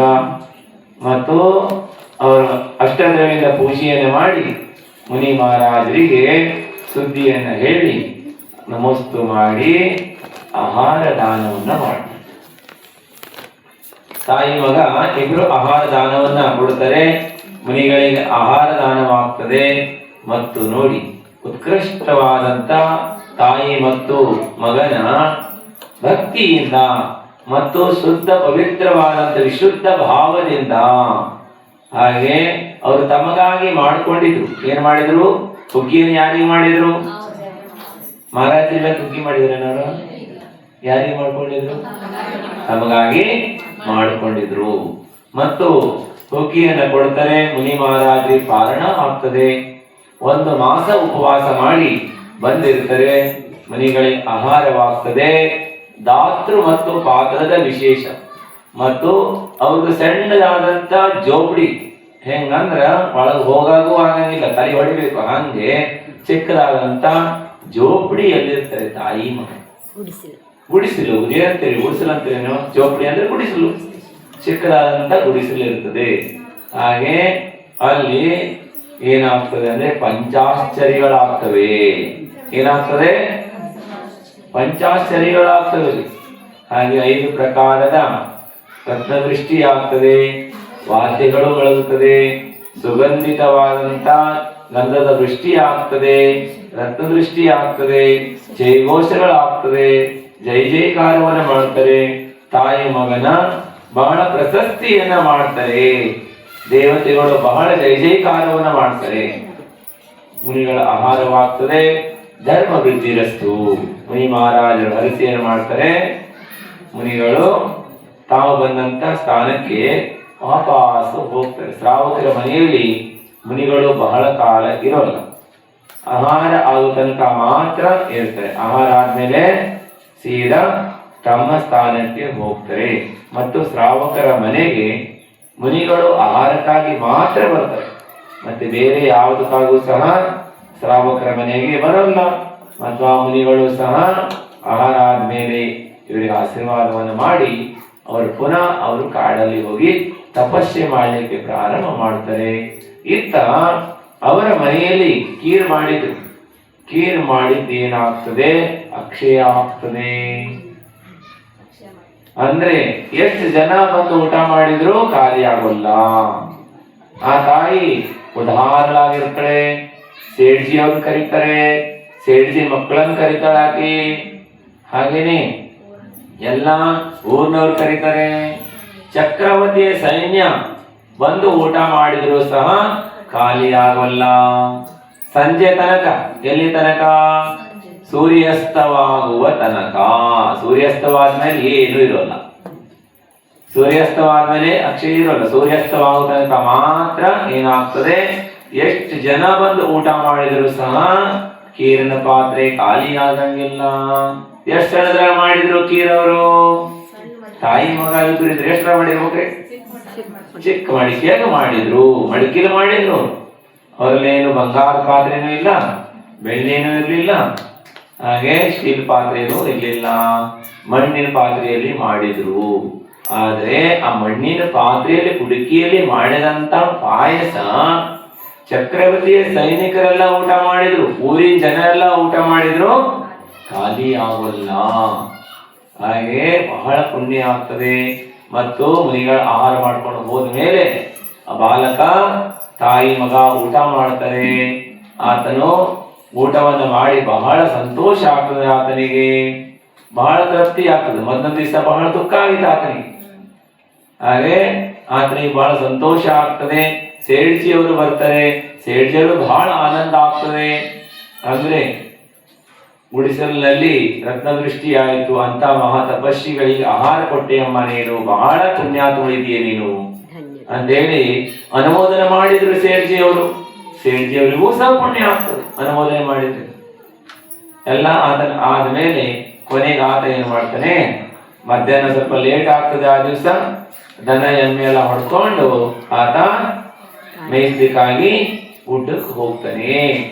ಕಾಡಲ್ಲಿ ಹೋಗಿ ಎಮ್ಮೆ ಬಿಟ್ಕೊಂಡು ಆತ ಏನು ಮಾಡ್ತಾನೆ? ಆ ದಿನ ಒಳ್ಳೆ ಹುಗ್ಗಿ ಊಟ ಮಾಡಿದ್ದ. ಎಂದೂ ಊಟ ಮಾಡೇ ಇರ್ಲಿಲ್ಲ ಹುಗ್ಗಿನ. ಹುಗ್ಗಿ ಊಟ ಚೆನ್ನಾಗಿ ಮಾಡ್ತಾನೆ. ಮರದ ನೆರಳಲ್ಲಿ ಕುತ್ಕೊಂಡಿರ್ತಾನೆ. ಲೇಟ್ ಆಗಿ ಹೋಗಿರ್ತಾನೆ ಆತ. ಹಾಗೇನೆ ಸಣ್ಣ ಬಿಸಿಲು ಹೊಡಿತಾ ಇರ್ತದೆ, ಗಾಳಿ ಬೀಸ್ತಾ ಇರ್ತದೆ. ಹಾಗಾದ್ರೆ ಏನ್ ಬರ್ಬೇಕಲ್ಲಿ ಹೇಳ್ರಿ? ಹಾ, ಗೊತ್ತೈತಿ ನಿಮ್ಗೆಲ್ಲ, ಅನುಭವ ಐತಿ. ಏನ್ ಹೇಳ್ರಿ? ಒಳ್ಳೆ ಊಟ ಆಯ್ತು, ಒಳ್ಳೆ ನಿದ್ದೆ ಬರ್ತದೆ. ಅದಕ್ಕಾಗಿ ವೃತ್ತಿಗಳಿಗೂ ಸಹ ಹೇಳಿದ್ದಾರೆ, ಗರಿಷ್ಠ ಭೋಜನವನ್ನ ಮಾಡಬಾರದು. ವೃತ್ತಿಗಳಾದಂತವರು ಗರಿಷ್ಠ ಭೋಜನ ಮಾಡಲ್ಲ, ಪ್ರಮಾದ ಆಗ್ತದೆ. ಸಮಯದಲ್ಲಿ ಪ್ರಮಾದ ಆಗ್ತದೆ, ನಿದ್ರಾ ಬರ್ತದೆ. ಅದಕ್ಕಾಗಿ ಪ್ರಮಾದವನ್ನ ಅವರು ಮಾಡಬಾರದು ಅಂತೇಳಿ ಗರಿಷ್ಠ ಭೋಜನವನ್ನ ಮಾಡಲ್ಲ. ಅಂದ್ರೆ ಧ್ಯಾನ ಅಧ್ಯಯನಕ್ಕೆ ಯೋಗ್ಯವಾದಂತ ಭೋಜನವನ್ನೇ ಮಾಡ್ತಾರೆ. ಆತನು ಗರಿಷ್ಠ ಭೋಜನ ಮಾಡಿದ್ದ, ಹುಗ್ಗಿ ಊಟ ಮಾಡಿದ ಅಂದ್ರೆ ಇನ್ನೇನಾಗ್ಬೇಕ್ರಿ? ನಿದ್ದೆ ಬಂತು ಚೆನ್ನಾಗಿ ಆತನಿಗೆ. ಮಲ್ಕೊಂತಾನೆ. ಆಕಳುಗಳೆಲ್ಲ ದೂರ ಹೋಗ್ತವೆ, ಬಹಳ ಹೊತ್ತಾಗ್ತದೆ, ಎಚ್ಚರ ಆಗೋಲ್ಲ ಆತನಿಗೆ. ಹಾಗೆ ಆಕಳು ದೂರ ದೂರ ಹೋಗಿ ಮೆಂದ್ಕೊಂಡು ಕತ್ಲೆ ಆಗ್ತದೆ. ಕತ್ಲೆ ಆಗ್ತಾ ಇದ್ದಾಗ ಆಕಳ ತಮ್ಮ ಮನೆ ಹಾದಿ ಹಿಡಿತವೆ. ಈತನು ಪೂರ್ಣ ಕತ್ಲ ಆವರಿಸ್ತಾ ಇರ್ತದೆ, ಆಗ ಎಚ್ಚರ ಆಗ್ತದೆ. ಆಗ ಆತನು ನೋಡ್ತಾನೆ, ಈಗ ಏನ್ ಮಾಡೋದು? ಎಲ್ಲ ಹುಡುಕ್ತಾನೆ, ಎಲ್ಲಿ ನೋಡಿದ್ರು ಆಕಳುಗಳು ಸಿಗೋಲ್ಲ. ಆಗ ಆತ ಏನ್ ಮಾಡ್ತಾನೆ ಅಂದ್ರೆ ಭಯಭೀತನಾಗ್ತಾನೆ. ಬೇರೆ ಮನೆ ಕೆಲಸದ ಆಳಂದ್ರೆ ಆಕಳಿಲ್ಲದೆ ಮನೆಗೆ ಹೋದ್ರೆ ಸೇಠ್ಜಿಯವರು ಬೈತಾರೆ, ಹೊಡಿತಾರೆ. ಹೆದರ್ಕೊಂಡ ಆತ ಏನು, ಚಿಕ್ಕ ಬಾಲಕ ಇರ್ತಾನೆ, ಹೆದರ್ಕೊಂಡ ಆತ ಏನ ಮಾಡ್ತಾನೆ, ಮನೆಗೆ ಹೋಗೋದೇ ಇಲ್ಲ. ಹೆದರಿ ಏನ್ ಮಾಡ್ತಾನ ಅಂತ ಹೇಳಿದ್ರೆ ಆತ ಕಾಡಲ್ಲೇ ಕುತ್ಕೊಂಡಿರ್ತಾನೆ, ಒಂದು ವಾರದ ಹಿಂದ್ಗಡೆ ಕುತ್ಕೊಂಡಿರ್ತಾನೆ. ಕತ್ಲೆ ಆಗ್ತದೆ. ಆಗ ಮಗ ಬರ್ದಿದ್ದು ನೋಡಿ ಆಕಳೆಲ್ಲ ಬರ್ತವೆ ಮನೆಗೆ. ಆದ್ರೆ ಮಗ ಬರ್ಲಿಲ್ಲ. ತಾಯಿ ಬಹಳ ದುಃಖಿ ಆಗ್ತದೆ. ತಾಯಿ ಬಹಳ ದುಃಖಿ ಆಗ್ತದೆ. ಒಬ್ಬನೇ ಒಬ್ಬ ಮಗ, ಚಿಕ್ಕ ಬಾಲಕಿದಾನೆ, ಕತ್ಲೆ ಆಯ್ತು. ಎಲ್ಲಿ ನೋಡಿದ್ರು ಕಪ್ಪು ಅಂದ್ರೆ ಕರಿಗತ್ತಲು ಕವಿದಿದೆ. ಎಲ್ಲಿದಾನಾತ, ಹೇಗಿದನು ಅಂತ ಬಹಳ ದುಃಖಿ ಆಗ್ತಾಳೆ. ಆಕೆ ಬಿದ್ದು ಬಿದ್ದು ಅಳ್ತಾ ಇರ್ತಾಳೆ ತಾಯಿ. ಇದನ್ನ ನೋಡಿ ಸೇಠ್ಜಿಯವರು ಸಮಾಧಾನ ಮಾಡ್ತಾರೆ. ನಾವು ಹುಡುಕ ಬರ್ತೀನಿ, ಅಮ್ಮ ನೀನು ಅಳಬೇಡ ಅಂತೇಳಿ ಹೇಳ್ತಾರೆ. ಹಾಗೇನೆ ಅವರೆಲ್ಲ ಹುಡುಕೋ ಬರ್ತೀನಿ ಅಂತ ಹೋಗ್ತಾರೆ. ಹೋದ್ರೆ ಸೇಠ್ಜಿ ಆಳುಗಳ ಬರೋದನ್ನ ನೋಡಿ ಆತ ಮರದ ಹಿಂದೆ ಬಳಿಗೆ ಹೋಗಿ ನಿಂತ್ಕೊಂತಾನ. ನೋಡಿದ್ರೆ ನನ್ನ ಹೊಡಿತಾರೆ ಇವರು, ಬೈತಾರೆ ಅಂತ ಹೇಳ್ಕೊಂಡು ಹೆದರಿ ಆತ, ಚಿಕ್ಕ ಬಾಲಕರು ಹೆದರ್ತಾರಲ್ಲ ತಪ್ಪು ಮಾಡಿದ್ರೆ ಭಯ ಇರ್ತದೆ ಅವರಿಗೆ. ಹಾಗೆ ಆತನು ಹೆದರಿ ಭಯಭೀತನಾಗಿ ಮರದ ಹಿಂಭಾಗದಲ್ಲಿ ಹೋಗಿ ನಿಂತ್ಕೊಂತಾನೆ. ಸೇಠ್ಜಿಯವರೆಲ್ಲ ಗುಡ್ಡೆಲ್ಲ ಸುತ್ತಾಡ್ತಾರೆ. ಎಲ್ಲೆಲ್ಲಿ ದನಗಳ ಮೇಯ್ತವೆ ದಿವಸ ಎಲ್ಲ ಕಡೆ ಸುತ್ತಾಡ್ತಾರೆ. ರಾತ್ರಿ ವಾಪಸ್ ಬರ್ತಾರೆ. ಹಾಗೆ ವಾಪಸ್ ಬರ್ತಾರೆ. ಹಾಗೆ ಮನೆಗೆ ಬರ್ತಾರೆ. ರಾತ್ರಿಯಲ್ಲಿ ಆತನು ಏನ್ ಮಾಡ್ತಾನೆ, ಅಲ್ಲೇ ಮರದ ಹಿಂಭಾಗದಲ್ಲಿ ಕುತ್ಕೊಂಡಿರ್ತಾನೆ. ರಾತ್ರಿಯಲ್ಲಿ ಒಂದು ಹಸಿದಂತ ಹುಲಿ ಬರ್ತದೆ. ಹುಲಿ ಬರ್ತದೆ ಮತ್ತು ಆ ಹುಲಿ ಬಹಳ ಹಸಿದಿರ್ತದೆ. ಇವನನ್ನ ನೋಡ್ತದೆ ಮತ್ತು ನೋಡಿ ಅದು ಇವನನ್ನ ಭಕ್ಷಣೆ ಮಾಡ್ಲಿಕ್ಕೆ ಇವನ ಮೇಲೆ ಏರುತ್ತದೆ. ಆಗ ಈತನು ಮುನಿಗಳಿಂದ ಮೊದಲು ಉಪದೇಶವನ್ನ ಪ್ರಾಪ್ತ ಮಾಡಿಕೊಂಡಿದ್ದ. ನಮೋಕಾರ ಮಂತ್ರವನ್ನ ಮುನಿಗಳು ಅಲ್ಲಿ ಉಪದೇಶ ಮಾಡಿದ್ರು. ಮತ್ತೆ ಅದನ್ನ ಆತನು ನೆನಪು ಮಾಡ್ಕೊಳ್ತಾ ಮುನಿಗಳ ಉಪದೇಶವನ್ನ ಗ್ರಹಣೆ ಮಾಡ್ತಾನೆ ಮತ್ತು ನಮೋಕಾರ ಮಂತ್ರವನ್ನ ಧ್ಯಾನಿಸ್ತಾನೆ. ಮತ್ತು ಇವತ್ತು ಮುನಿಗಳಿಗೆ ಆಹಾರ ಕೊಟ್ಟಿದ್ದನ್ನ, ಮುನಿಗಳು ಉಪದೇಶ ಮಾಡಿದ ಧರ್ಮದ ಇದನ್ನ ಆತನು ನೆನಪಿಸ್ಕೊಳ್ತಾನೆ. ಹಾಗೆ ಹುಲಿ ಬಂದು ಆತನ ಮೇಲೆ ಎರಿಗೆ ಬಿಡ್ತದೆ ಮತ್ತು ಆತನನ್ನ ಮುರಿದು ಏನ್ ಮಾಡ್ತದೆ, ಭಕ್ಷಣವನ್ನ ಮಾಡ್ತದೆ ಬಾಲಕನ. ಆತನು ಧರ್ಮ ಧ್ಯಾನವನ್ನ ಮಾಡ್ತಾ ಮಾಡ್ತಾ ಆತನ ಏನಾಗ್ತಾನೆ, ಬಹಳ ಹಾಗೆ ಒಳ್ಳೆಯ ಗತಿಯಲ್ಲಿ ಹೋಗಿ ಬಿಡ್ತಾನ. ಇತ್ತ ಬೆಳಗಾಗ್ತದೆ. ತಾಯಿ ರಾತ್ರಿ ಎಲ್ಲ ಅಳ್ತಾ ಇರ್ತಾರೆ. ತಾಯಿಗೆ ಹೆಂಗ್ ನಿದ್ದೆ ಬರ್ಬೇಕ್ರಿ ನೋಡ್ರಿ, ಖುಷಿ ಒಟ್ಟಿಗೆ ದುಃಖನೂ ಆಗೇ ಬಿಡ್ತದೆ. ಬೆಳಿಗ್ಗೆ ಏನಾಗಿದೆ, ಖುಷಿಯಾಗಿದೆ, ಮುನಿಗಳಿಗೆ ಆಹಾರ ಕೊಟ್ಲು, ಪಂಚಾಕ್ಷರಿಗಳಾಯ್ತು. ಹಾಗೆ ಎಲ್ಲರೂ ಆಕೆಯನ್ನು ಪ್ರಶಸ್ತ ಮಾಡಿದ್ರು. ಊರಿಗೆಲ್ಲ ಹುಗ್ಗಿ ಊಟ ಹಾಕಿಸ್ಲು, ಎಲ್ಲ ಮಾಡಿದ್ಲು. ಮುನಿಗಳು ಆಕೆ ಮನೆಯಲ್ಲಿ ಆಹಾರ ಆಯ್ತು. ಇಷ್ಟು ಖುಷಿ, ಎಷ್ಟು ಖುಷಿ ಆಗಿರ್ಬೇಕ್ರಿ ಆಕೆಗೆ, ಎಷ್ಟಾಗಿರ್ಬೇಕ್ರಿ? ನಿಮ್ಮಲ್ಲಾದ್ರೆ ನಿಮ್ಗೆ ಎಷ್ಟು ಖುಷಿ ಆಗಿರ್ತದ? ಆಗಂಗಿಲ್ಲ ಬಹಳ ಖುಷಿ ಆಯ್ತು ಆಕೆಗೆ. ಮತ್ತೆ ರಾತ್ರಿ ಆಗ್ತಾ ಇದ್ದಾಗಲೇ ದುಃಖ ಪ್ರಾಪ್ತವಾಗ್ತದೆ. ರಾತ್ರಿ ಎಲ್ಲ ಅಳ್ತಾ ಇರ್ತಾರೆ. ಸಂಸಾರದಲ್ಲಿ ಜೀವಿಗಳಿಗೆ ಆವಾವ ಜೀವವು ಮಾಡಿದಂತ ಪಾಪ ಪುಣ್ಯದಿಂದ ಸುಖ ದುಃಖಗಳು ಪ್ರಾಪ್ತವಾಗ್ತಾ ಇರ್ತದೆ ಬಂಧುಗಳೇ. ಹಾಗೆ ಪೂರ್ವದಲ್ಲಿ ಮಾಡಿರುವಂತಹ ಪಾಪ ಕರ್ಮ ತೀವ್ರವಾಗಿ ಇರ್ತದೆ. ಹಾಗೆ ಬಹಳ ದುಃಖಿ ಆಗ್ತಾಳೆ. ರಾತ್ರಿ ಎಲ್ಲ ಕಣ್ಣೀರು ತೋರಿಸ್ತಾ ಇರ್ತಾಳೆ ಆಕೆ. ಒಬ್ಬನ ಪುತ್ರ ಇದ್ದ, ಆದ್ರೆ ಕಾಡಲ್ಲಿ ಹೇಗಿದನು, ಜೀವಂತ ಇದನು ಅಥವಾ ಮರಣವಾಯಿತು ಏನು ಗೊತ್ತಿಲ್ಲ, ಚಿಕ್ಕ ಬಾಲಕಿದನೆ ಅಂತೇಳಿ ಅಳ್ತಾ ಇರ್ತಾರೆ. ಸೇಠ್ಜಿಯವರು ರಾತ್ರಿ ಎಲ್ಲ ಆಕೆಗೆ ಸಮಾಧಾನವನ್ನ ಮಾಡ್ತಾ ಇರ್ತಾರೆ. ಬೆಳಿಗ್ಗೆ ಎಲ್ಲಿದ್ರು ನಾವು ಹುಡುಕಿ ಕರ್ಕೊಂಡು ಬರ್ತೀವಿ, ಸಮಾಧಾನವಾಗಿರು ಅಂತ ಹೇಳ್ತಾರೆ. ಬೆಳಗಾಗ್ತಾ ಇದ್ದಾಗಲೇ ಅವರು ಸೇಠ್ಜಿಯವರು ಆಳುಗಳು ತಾಯಿ ಹುಡುಕ್ಲಿಕ್ಕೆ ಹೋಗ್ತಾರೆ. ಎಲ್ಲಾ ಗುಡ್ಡಗಳನ್ನು ಹುಡುಕ್ತಾ ಹೋಗ್ತಾರೆ. ಹೋದಾಗ ಒಂದು ಕಡೆಯಲ್ಲಿ ನೋಡ್ತಾರೆ. ನೋಡಿದ್ರೆ ಕೆಲವು ಕಳೆಬರಗಳು, ಆತನು ಅರ್ಧ ಬರ್ಧ ತಿಂದಂತ ಕೈ ಕಾಲುಗಳು, ಹಾಗೆ ಆತನ ವಸ್ತ್ರಗಳು, ಬಟ್ಟೆಗಳಾದಿಗಳು ಬಿದ್ದುಕೊಂಡು, ಮೂಳೆಗಳೆಲ್ಲ ಬಿದ್ದುಕೊಂಡಿರ್ತದೆ. ಹಾಗೆ ಅದರಿಂದ ಅವರಿಗೆ ಸ್ಪಷ್ಟವಾಗ್ತದೆ, ತಾಯಿಗೆ ಮಗನನ್ನ ಯಾವುದೋ ಹುಲಿ ಸಿಂಹ ಭಕ್ಷಣೆಯನ್ನು ಮಾಡಿದೆ ಅನ್ನೋದು. ಆ ಬಹಳ ದುಃಖಿ ಆಗ್ತಾಳೆ. ಆಗ ತಾಯಿ ಹೆಂಗೆ ದುಃಖಿ ಆಗ್ಬೇಕ್ರಿ? ಕರಳು ಕಿತ್ತು ಬರುವ ಹಾಗೆ ರೋಧಿಸ್ತಾ ಇರ್ತಾಳೆ.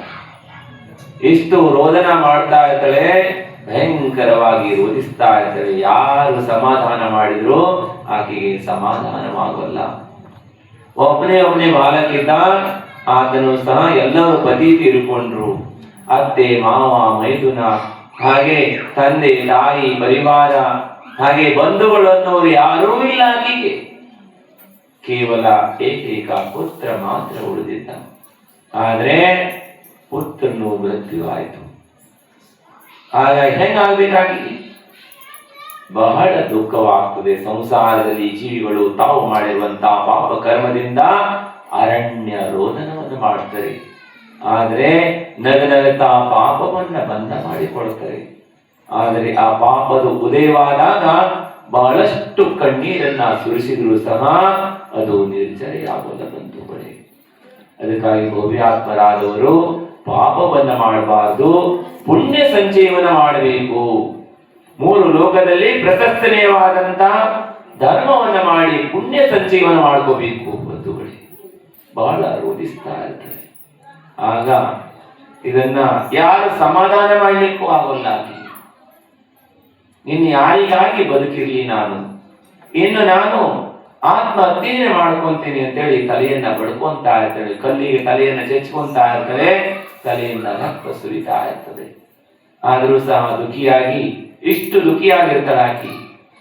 ಅಷ್ಟೊತ್ತಿಗೆ ದೇವಲೋಕದಲ್ಲಿ ಆತನು ಜನ್ಮವನ್ನು ಪಡೆದಿರ್ತಾನ. ಆತನು ಮುನಿಗಳ ಮತ್ತು ಆಹಾರ ದಾನ ಮಾಡಿದ್ರಿಂದ ಮತ್ತು ಮರಣ ಸಮಯದಲ್ಲಿ ಮುನಿಗಳ ವಾಕ್ಯವನ್ನ, ನಮೋಕಾರ ಮಂತ್ರವನ್ನ ಧ್ಯಾನಿಸುವುದರಿಂದ ಸ್ವರ್ಗದಲ್ಲಿ ದೇವ ಪರ್ಯಾಯ ಪ್ರಾಪ್ತವಾಗಿರುತ್ತದೆ.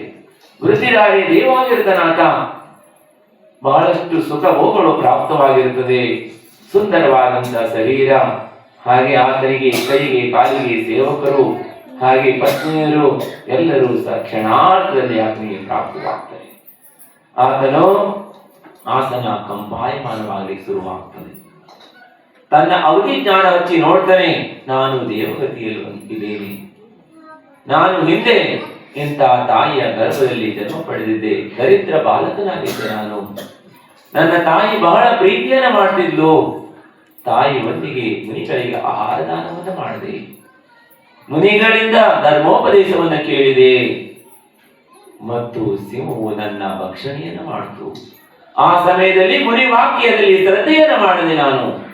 ಅದರ ಪ್ರತಿಫಲವಾಗಿ ಸ್ವರ್ಗದಲ್ಲಿ ಜನ್ಮವನ್ನು ಪಡೆದಿದ್ದೇನೆ. ಪೂರ್ವಾಸನದ ತಾಯಿಯು ರೋದನವನ್ನು ಮಾಡ್ತಾ ಇದ್ದಾಳೆ. ಈಗ ಆಕಿ ಕರಳು ಕೀಳುವ ಹಾಗೆ ರೋಧಿಸ್ತಾ ಇದ್ದಾರೆ ಅನ್ನೋದು ಆತನಿಗೆ ಎಲ್ಲವೂ ಸಹ ಅವಧಿ ಜ್ಞಾನದಿಂದ ಕಂಡು ಬರ್ತದಲ್ಲ. ತಕ್ಷಣ ಆತನು ಬರ್ತಾನೆ, ಬಂದು ಮೊದಲಿನ ಬಾಲಕನ ರೂಪವನ್ನ ಧಾರಣೆಯನ್ನು ಮಾಡ್ತಾನ. ಬಾಲಕನ ರೂಪವನ್ನ ಧಾರಣೆಯನ್ನು ಮಾಡಿ ಆ ದೇವನು ಮೊದಲಿನ ಬಾಲಕನ ಹಾಗೆ ಅದೇ ರೀತಿ ಮಾತಾಡ್ತಾ ಸಣ್ಣ ಸಣ್ಣ ಹೆಜ್ಜೆ ನೀಡುತ್ತಾ ತಾಯಿ ಹತ್ರ ಬರ್ತಾನೆ. ಆಗ ಯಾಕೆ ರೋಧಿಸ್ತಾ ಇದೀಯಮ್ಮ? ನಾನು ಜೀವಂತವಾಗಿದ್ದೀನಿ, ನನ್ನ ಮೃತ್ಯು ಆಗಲಿಲ್ಲ, ನೀ ಯಾಕೆ ರೋಧಿಸ್ತಾ ಇದೀ? ಚೇತರಿಸಕು ಎಂದು ತಾಯಿಯನ್ನ ತಬ್ಕೊಳ್ತಾನಾತ. ತಾಯಿ ಸಮಾಧಾನವನ್ನು ಮಾಡ್ತಾನೆ. ಹಾಗೆ ತಾಯಿಗೆ ತುಂಬಾ ಸಂತೋಷವಾಗ್ತದೆ. ಕಣ್ಣೀರೆಲ್ಲ ಒರೆಸ್ಕೊಂಡು ಆಕೆಯು ಆತನ ತಬ್ಕೊಂಡು ಮುದ್ದಾಡ್ತಾಳೆ. ದುಃಖವಲ್ಲೂ ದೂರವಾಗ್ತದೆ. ಹಾಗೆ ಆಕೆಯು ಮೊದಲಿನ ಸ್ಥಿತಿಗೆ ಬಹಳ ಸಂತೋಷವಾಗ್ತದೆ. ಆಕೆ ಇದು ಕನಸು ನೆನಸು ಅನ್ನೋದೇ ಗೊತ್ತಾಗಲ್ಲ ಆಕೆಗೆ. ಹಾಗೆ ಎಲ್ಲರೂ ಆಶ್ಚರ್ಯಚಕಿತರಾಗ್ತಾರೆ. ಬಹಳಷ್ಟು ಜನ ಸೇರಿರ್ತಾರಲ್ಲಿ. ಆಗ ತಾಯಿಗೆ ಸಮಾಧಾನ ಹೇಳಿ, ತಾಯಿ ಒಂದು ರೀತಿ ಸಮಾಧಾನಕ್ಕೆ ಬಂದ ಮೇಲೆ ತಾಯಿಗೆ ಆತನ ಏನ್ ಮಾಡ್ತಾನೆ, ಉಪದೇಶವನ್ನು ಕೊಡ್ತಾನೆ. ಅಮ್ಮ, ನೀನು ವ್ಯರ್ಥವಾಗಿ ಯಾಕೆ ರೋದನವನ್ನು ಮಾಡ್ತಾ ಇದ್ದೀ? ಸಾವು ಜನ್ಮವಾಗಿದೆ ಅಂದ್ರೆ ಸಾವು ನಿಶ್ಚಿತವಾದಂತಿದೆ. ಸಂಸಾರದಲ್ಲಿ ತಾವು ಮಾಡಿದಂತ ಪಾಪ ಮತ್ತು ಪುಣ್ಯಕ್ಕೆ ಅನುಗುಣವಾಗಿ ಜೀವಿಗಳು ಸುಖ ದುಃಖಗಳನ್ನ ಪ್ರಾಪ್ತ ಮಾಡಿಕೊಡುತ್ತಾರೆ. ಆದರೆ ದುಃಖದಿಂದ ಪಾರ ಆಗುವುದಕ್ಕೆ ಧರ್ಮ ಒಂದೇ ಸರಣಿದೆ, ಜನಧರ್ಮ ಒಂದೇ ಸರಣಿದೆ. ಜಿನೇಂದ್ರ ಭಗವಂತರ ಚರಣವೊಂದೇ ಶರಣಿದೆ ಅಮ್ಮ. ನೀನು ಮನುಷ್ಯಭವ ಪ್ರಾಪ್ತವಾಗಿದೆ. ಧರ್ಮಾರಾಧನೆಯನ್ನು ಮಾಡು, ವ್ರತಗಳನ್ನು ಆರಾಧಿಸು, ಧರ್ಮ ಧ್ಯಾನವನ್ನು ಮಾಡು, ಅರ್ಥರೌದ್ರ ಧ್ಯಾನಗಳನ್ನ ತ್ಯಾಗವನ್ನು ಮಾಡು. ವ್ಯರ್ಥವಾಗಿ ರೋಧಿಸಬೇಡ. ಯಾರು ನಮ್ಮವರಿಲ್ಲ, ಇಲ್ಲಿ ಪುತ್ರರು ನಿಮ್ಮವರಿಲ್ಲ, ಪತಿಯೂ ಇಲ್ಲ, ಬಂಧುಗಳಿಲ್ಲ, ಯಾರೂ ಇಲ್ಲ. ಧರ್ಮ ಒಂದೇ ನಮ್ಮ ಬಂಧುವಾಗಿದೆ. ಹಾಗಾಗಿ ರೋಧನೆಯನ್ನ ತ್ಯಾಗ ಮಾಡು ಅಮ್ಮ. ನಾನು ನಿನ್ನೊಂದಿಗೆ ಧರ್ಮವನ್ನು ಮಾಡಿದೆ, ಮುನಿಗಳ ಉಪದೇಶವನ್ನು ಗ್ರಹಣೆಯನ್ನು ಮಾಡಿದೆ, ಮತ್ತು ಮರಣ ಸಮಯದಲ್ಲಿ ಹುಲಿಯು ನನ್ನನ್ನು ಭಕ್ಷಣೆಯನ್ನು ಮಾಡಿತು. ಆ ಸಮಯದಲ್ಲಿ ಧರ್ಮ ಧ್ಯಾನವನ್ನ ಮಾಡಿದ್ರಿಂದ ಧರ್ಮದ ಫಲವಾಗಿ ನಾನು ಸ್ವರ್ಗದಲ್ಲಿ ದೇವಪರ್ಯಾಯವನ್ನ ಪ್ರಾಪ್ತ ಮಾಡಿಕೊಂಡಿದ್ದೇನೆ. ಹಾಗೆ ವ್ಯರ್ಥವಾಗಿ ರೋಧಿಸಬೇಡ. ನೀನು ಧರ್ಮವನ್ನ ಆರಾಧಿಸು, ಧರ್ಮಾತ್ಮಳಾಗು ಆಗು ನೀನು ಎಂದು ಉಪದೇಶವನ್ನ ಮಾಡ್ತಾನ. ಆಗ ಆತನು ತನ್ನ ನಿಜ ರೂಪವನ್ನ ತೋರಿಸ್ತಾನೆ. ದೇವ ಪರ್ಯಾಯದಲ್ಲಿ ನನ್ನ ವೈಭವವನ್ನು ನೋಡು, ನಾನು ಹೇಗಿದ್ದೀನಿ ಇಲ್ಲಿ, ಹಾಗೆ ನೀನು ಸಹ ರೋಧನ ಮಾಡಿಕೊಳ್ಳಬೇಡ ಮತ್ತು ವ್ಯರ್ಥವಾಗಿ ಆತ್ಮಹತ್ಯೆಯನ್ನು ಮಾಡಿಕೊಳ್ಳಬೇಡ, ಅರ್ಥ ರೌದ್ರ ಜ್ಞಾನವನ್ನು ಮಾಡಬೇಡ ಎಂದು ತಾಯಿಗೆ ಉಪದೇಶವನ್ನು ಮಾಡ್ತಾನ. ತಾಯಿಯು ರೌದ್ರ ಧ್ಯಾನವನ್ನು ಬಿಟ್ಟು ಧರ್ಮ ಧ್ಯಾನವನ್ನು ಮಾಡ್ತಾಳೆ. ತಾಯಿ ಉಪದೇಶವನ್ನು ಮಾಡಿ ಆತನು ತನ್ನ ಲೋಕಕ್ಕೆ ವಾಪಸ್ಸು ಹೋಗ್ತಾನ. ಆಕೆಯು ಜೀವನ ಪರ್ಯಂತವಾಗಿ ಧರ್ಮಾರಾಧನೆಯನ್ನು ಮಾಡಿ ಆಕೆಯು ಸ್ವರ್ಗದಲ್ಲಿ ದೇವ ಪರ್ಯಾಯವನ್ನು ಪ್ರಾಪ್ತ ಮಾಡಿಕೊಳ್ತಾಳೆ. ಹಾಗೇನೆ ಅಲ್ಲಿಂದ ಮತ್ ಪುನಃ ಮನುಷ್ಯ ಪರ್ಯಾಯಕ್ಕೆ ಬರ್ತಾಳಾಕಿ. ಮನುಷ್ಯ ಪರ್ಯಾಯದಲ್ಲಿ ಬಂದು ಸೇಠ್ಜಿಯವರ ಪತ್ನಿ ಆಗ್ತಾಳಾಕಿ. ಹಾಗೆ ಅಪಾರವಾದ ಸಂಪತ್ತು ಮಾಲೀಕನ ಆತನ ಪತ್ನಿ ಆಗ್ತಾಳೆ. ಹಾಗೆ ಆಕೆಯು ಸೇಠಾಣಿಯಾಗಿ ಇರುತ್ತಾಳೆ. ಅಲ್ಲಿ ಆಕೆಗೆ ಎಲ್ಲ ಪ್ರಕಾರದ ಸುಖಗಳು ಪ್ರಾಪ್ತವಾಗಿರುತ್ತದೆ. ಆಕೆಗೆ 7 ಜನ ಗಂಡು ಮಕ್ಕಳು ಜನ್ಮವಾಗ್ತದೆ. 7 ಜನ ಗಂಡು ಮಕ್ಕಳು ಜನ್ಮವಾದ ಮೇಲೆ ಕೊನೆಗೆ 8ನೆಯ ಗರ್ಭ ಧಾರಣೆ ಆಗ್ತದೆ. ಗರ್ಭ ಧಾರಣೆ ಆಗ್ತಾ ಇದ್ದಾಗಲೇ ಏನಾಗ್ತದೆ, ಮನೆಯಲ್ಲಿ ಸಂಪತ್ತು ವೃದ್ಧಿಯಾಗಲಿಕ್ಕೆ ಪ್ರಾರಂಭವಾಗ್ತದೆ. ಮೊದಲೇ ಸೇಠಿಗಳಾಗಿರ್ತಾರೆ ಅವರು, ಆದರೆ ಮತ್ತು ವೃದ್ಧಿಯಾಗಲಿಕ್ಕೆ ಪ್ರಾರಂಭವಾಗ್ತದೆ. ಇಷ್ಟು ವೃದ್ಧಿಸ್ತಾ ಹೋಗ್ತದೆ ಅಂದ್ರೆ ಬಹಳ ವೃದ್ಧಿ ಆಗ್ತಾ ಹೋಗ್ತದೆ. ಎಲ್ಲ ವಹಿವಾಟುಗಳು ಎಲ್ಲ ಡಬಲ್ ಆಗ್ತಾ ಹೋಗ್ತದೆ. 9 ತಿಂಗಳು ತುಂಬಿದ ಮೇಲೆ ಸುಂದರವಾದಂತ ಒಬ್ಬ ಬಾಲಕನಿಗೆ ಜನ್ಮವನ್ನು ಕೊಡ್ತಾರೆ. ಆ ಬಾಲಕನಿಗೆ ಜನ್ಮವಾದಾಗ ಆತನ ಜನ್ಮವಾದಾಗ ಆತನಿಗೆ ಹೊಕ್ಕಳ ಬಳ್ಳಿಯನ್ನ ಕಟ್ಟು ಮಾಡ್ತಾರೆ. ಮತ್ತು ಎಲ್ಲ ತಾಯಿಯ ಗರ್ಭದಿಂದ ಜನ್ಮವಾದಾಗ ಕೆಲವಷ್ಟು ವೇಸ್ಟ್ ಮಾಂಸ ಪೇಶಿಗಳು ಹೊರಗೆ ಬರ್ತವೆ. ಅವೆಲ್ಲವನ್ನು ಸಹ ಏನ್ ಮಾಡ್ತಾರೆ, ಒಳ್ಳೆಯ ಸ್ಥಾನದಲ್ಲಿ ಊಟ ಹಾಕ್ತಾರೆ. ಹಾಗೇನೆ ತಾಯಿಯು ಅದನ್ನ ಕೊಡ್ತಾಳೆ. ಸೇರಿಸಿಯವರು ತೆಗೆದುಕೊಂಡು ಹೋಗ್ತಾರೆ ಅದನ್ನ ಉಳ್ಳಿಕ್ಕಾಗಿ. ಹಾಗೆ ಎಲ್ಲ ತಗೊಂಡು ಉಳ್ಳಿಕ್ಕೆ ಬುದ್ಧಿಯನ್ನ ಹೊಡಿತಾರೆ. ವಿಕಾಸ್ ಅಂತೇಳಿ ಬುದ್ಧಿ ಅಂತೇಳಿ ಅಲ್ಲಿ ಹೊಡೆದ ತಕ್ಷಣ ಏನಾಗ್ತದೆ, ಒಂದು ಬಂಗಾರ ಬೆಳ್ಳಿ ತುಂಬಿದಂತ ಒಂದು ಕೊಡ ಎದ್ದು ಬರ್ತದೆ. ಆಗ ಅವರು ಇದು ಭೂಮಿಯೊಳಗೆ ಸಿಕ್ಕಿರುವಂತದ್ದು ರಾಜನಿಗೆ ಸೇರ್ತಕ್ಕಂಥದ್ದಿದೆ ಇದು ಎಂದು ತಿಳಿದು ಅದನ್ನಲ್ಲೇ ಮುಚ್ಚಾಕ್ತಾರೆ. ಇನ್ನೊಂದು ತೋಟದಲ್ಲಿ ಹೋಗಿ ಇನ್ನೊಂದು ಜಾಗದಲ್ಲಿ ಬುದ್ಧಿಯನ್ನು ಹೊಡಿತಾರೆ. ಅಲ್ಲೊಂದು ದೊಡ್ಡದಾದಂತ ಹಂಡಿನೇ ಎದ್ದು ಬರ್ತದೆ, ಬಂಗಾರ ತುಂಬಿದಂಥದ್ದು. ಹಾಗೆ ಅದನ್ನ ನೋಡಿ ಅವರು ಏನ್ ಮಾಡ್ತಾರೆ, ಹಾಗೆ ಅದನ್ನ ಮುಚ್ಚಿಟ್ಟು ಅಲ್ಲೇ ಪಕ್ಕದಲ್ಲಿ ಗುಂಡಿಯನ್ನ ತೋಡಿ ಏನ್ ಮಾಡ್ತಾರೆ ಅವರು, ಅದನ್ನೆಲ್ಲ ಹೂಳು ಹಾಕ್ತಾರೆ.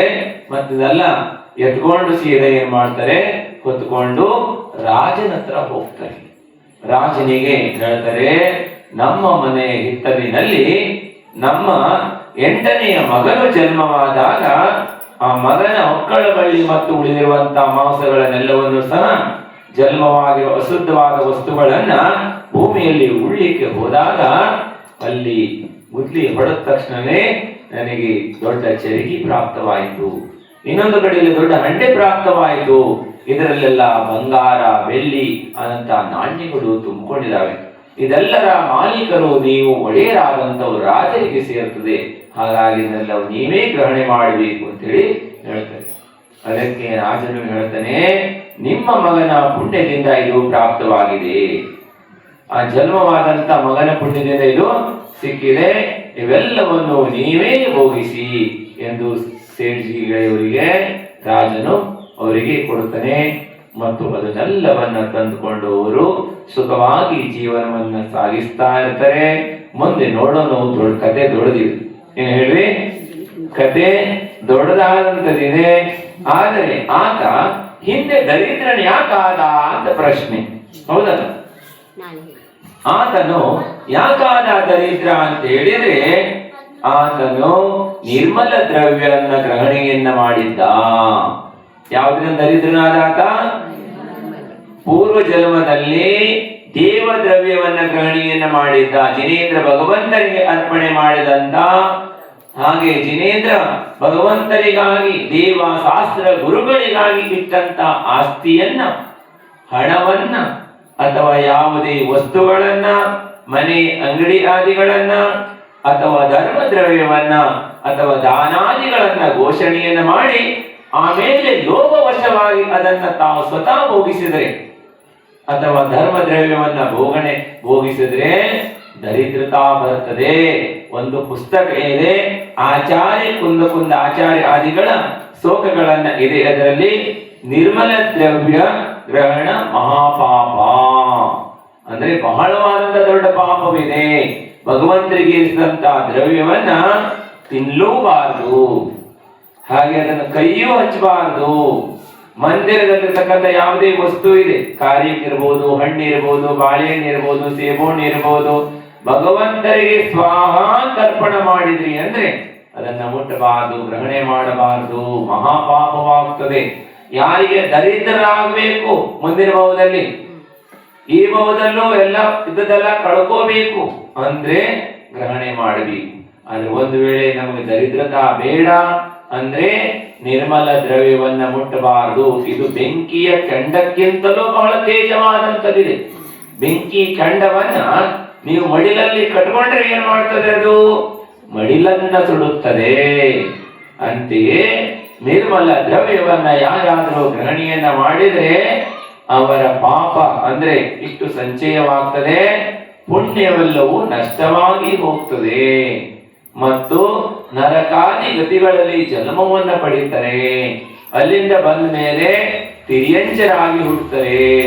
ಅದಕ್ಕೂ ಮುಗಿಯಲ್ಲ ಪಾಪ. ಹಾಗೂ ಬಂದು ಮನುಷ್ಯ ಬಹುದಲ್ಲಿ ಬಂದ್ರು ದರಿದ್ರರಾಗಿ ಹುಟ್ಟುತ್ತಾರೆ, ಕುಂಟ್ರಾಗ್ತಾರೆ, ಕುರುಡರಾಗ್ತಾರೆ, ಕಿವುಡರಾಗ್ತಾರೆ, ಅಂಗವಿಕಲರಾಗ್ತಾರೆ. ಒಮ್ಮೆ ಮನುಷ್ಯರಾಗಿದ್ರೂ ಸಹ ಪತ್ನಿ ಮರಣವಾಗ್ತದೆ, ಪತಿಯ ಮರಣವಾಗ್ತದೆ, ಮಕ್ಕಳ ಮರಣವಾಗ್ತದೆ, ಮಹಾ ದರಿದ್ರತಾ ಪ್ರಾಪ್ತವಾಗ್ತದೆ. ಆಚಾರ್ಯರ ಶೋಕದೊಂದಿಗೆ, ಪೂರ್ವಾಚಾರ್ಯರ ಶೋಕದೊಂದಿಗೆ ಸಂಗ್ರಹಣವನ್ನು ಮಾಡಿ ಅದು ಅವರು ಪಂಡಿತರು ಅಂದ್ರೆ ಯಾರೋ ಒಬ್ಬರು ಪಂಡಿತರಾದವರೇ ನೇಮಸಾಗರ ಮಹಾರಾಜನ ಪ್ರಭಾವಿತರಾಗಿ ಅವರು ಏನ್ ಮಾಡಿದ್ರು, ನಿರ್ಮಲ ದ್ರವ್ಯವನ್ನ ತ್ಯಾಗ ಮಾಡಿ ಅವರು ಸ್ವತಃ ಉದ್ಯೋಗವನ್ನು ಮಾಡ್ಲಿಕ್ಕೆ ಪ್ರಾರಂಭ ಮಾಡಿದ್ರು. ಅವರೇ ಸಾವಿರಾರು ಪುಸ್ತಕವನ್ನ ಮಾಡಿ ಎಲ್ಲ ಕಡೆ ಹಂಚಿದ್ದಾರೆ. ನಿರ್ಮಲ ದ್ರವ್ಯ ಬಿಟ್ಟ ಮೇಲೆ ಅವರು ಕೋಟ್ಯಾಧೀಶರಾದಂತೆ ಉದ್ಯೋಗವನ್ನು ಮಾಡಿ. ಆದ್ರೆ ನಿರ್ಮಲ ದ್ರವ್ಯವನ್ನು ಗ್ರಹಣೆ ಮಾಡ್ತಿದ್ದಾಗ ಬಹಳ ಬಡತನ ಇತ್ತಂತವ್ರಿಗೆ. ಎಷ್ಟು ದ್ರವ್ಯ ಬಂದ್ರು ಸಹ ಬಡತನ ಏನಾದ್ರು ದೂರ ಆಗಂಗಿಲ್ಲ. ಭಗವಂತರ ಪೂಜೆ ಮಾಡಬೇಕು, ಪುಣ್ಯ ಆಗ್ತದೆ. ಆದ್ರೆ ನಿರ್ಮಲ ದ್ರವ್ಯವನ್ನು ಗ್ರಹಣ ಮಾಡಬಾರದು, ಯಾರು ಗ್ರಹಣ ಮಾಡಬಾರದು, ಭಗವಂತರಿಗೆ ಏರಿಸಿದ್ದಾನೆ. ಆದ್ರೆ ಆ ಬಾಲಕ ಪೂರ್ವದಲ್ಲಿ ನಿರ್ಮಲ ದ್ರವ್ಯವನ್ನ ಗ್ರಹಣೆಯನ್ನ ಮಾಡಿದ್ದ. ಅದರ ಫಲದಿಂದ ಆತನು ಗರ್ಭದಲ್ಲಿ ಬರ್ತಾ ಇದ್ದಾಗಲೇ ಎಲ್ಲಾ ಸಂಪತ್ತು ನಷ್ಟವಾಗಿ ಹೋಗ್ತದೆ. ಮತ್ತು ಯಾವಾಗ ಆತನು ಪಾಪಿಯಾದವನು ಸಹ ಪುಣ್ಯಾತ್ಮನಾಗ್ತಾನೆ. ಹೇಗೆ ಅಂದ್ರೆ ದಾನ ಮತ್ತು ಪೂಜೆ ಮಾಡುವುದರಿಂದ ಆತನು ಭಗವಂತರ ನಾಮಸ್ಮರಣೆಯನ್ನ ಮಾಡಿದ, ಪಾಪವೆಲ್ಲವೂ ಕಳಿತು. ಸತ್ಪಾತ್ರಕ್ಕೆ ಮುನಿಗಳಿಗೆ ದಾನವನ್ನ ಮಾಡಿದ ಉತ್ಕೃಷ್ಟ ಭಕ್ತಿಯಿಂದ ಆತನು ಪೂರ್ವದಲ್ಲಿ ಮಾಡಿದಂತ ಪಾಪವೆಲ್ಲವೂ ಕ್ಷಯವಾಗಿ ಪುಣ್ಯದ ಸಂಚಯವಾಯಿತು, ಭೋಗಗಳು ಪ್ರಾಪ್ತವಾಯಿತು. ಮುಂದೆ ನೋಡೋಣ, ನಾಳೆ ನೀವು ಬಂದ್ರೆ ಮುಂದಿನ ಕಥೆಯನ್ನ ಮುಂದೆ ಹೇಳೋ.